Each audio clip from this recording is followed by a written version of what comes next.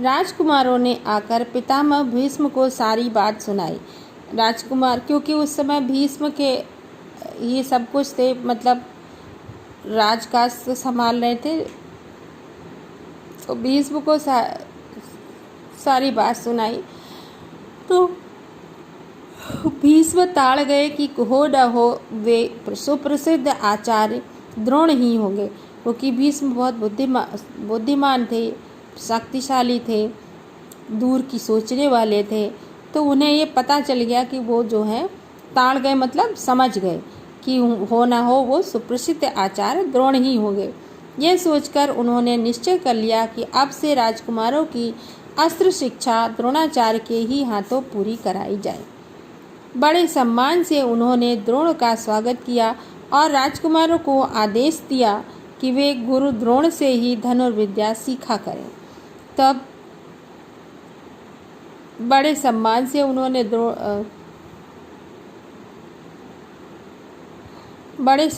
उन्होंने द्रोण का स्वागत किया और राजकुमारों को आदेश दिया कि अब वे गुरु द्रोण से ही धनुर्विद्या सीखा करें।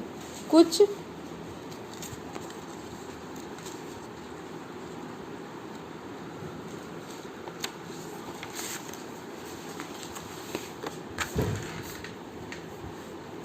समय बाद जब राजकुमारों की शिक्षा पूरी हो गई तो द्रोणाचार्य ने उनसे गुरु दक्षिणा के रूप में पांचाल राज द्रुपद को कैद कर लाने के लिए कहा।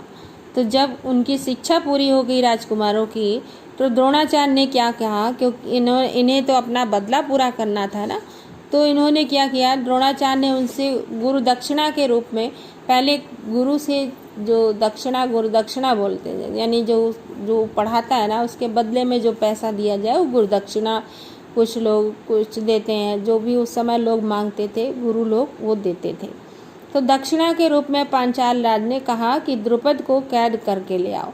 उनकी आज्ञानुसार पहले दुर्योधन और कर्ण ने द्रुपद के राज्य पर धावा बोल दिया, पर पराक्रमी द्रुपद के आगे वे ठहर न सके, हार कर वापस आ गए।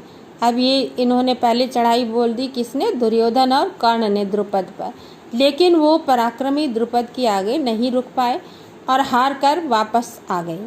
तब द्रोण ने अर्जुन को भेजा। अर्जुन ने पांचाल राज की सेना को तहस नहस कर दिया और राजा द्रुपद को उनके मंत्री सहित कैद करके आचार्य के सामने ला खड़ा किया। अब अर्जुन ने ये काम किया कि वो जाकर के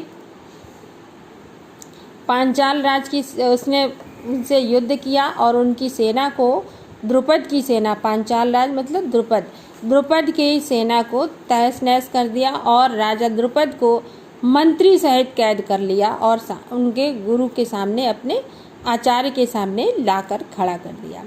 द्रोणाचार्य ने मुस्कुराते हुए द्रुपद से कहा, हे वीर, डरो नहीं, किसी प्रकार की विपत्ति की आशंका न करो। लड़कपन में तुम्हारी हमारी मित्रता थी, साथ साथ खेले कूदे, उठे बैठे।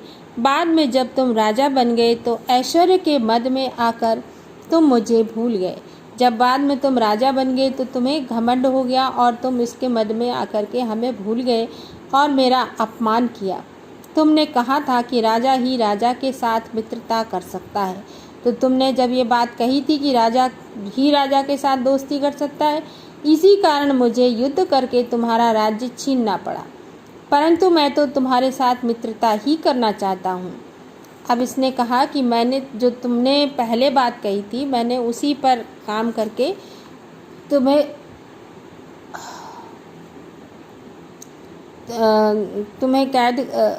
मुझे युद्ध करके तुम्हारा राज्य छीनना पड़ा, उसी के कारण मुझे जो है युद्ध करके तुम्हारा राज्य मुझे छीनना पड़ा, परंतु मैं तो तुम्हारे साथ दोस्ती ही करना चाहता हूँ, इसलिए आधा राज्य तुम्हें वापस लौटा देता हूँ, क्योंकि मेरा मित्र बनने के लिए भी तो तुम्हें राज्य चाहिए था ना। मित्रता तो बराबरी की हैसियत वालों में ही हो सकती है। इस तरह से द्रोणाचार्य ने उसको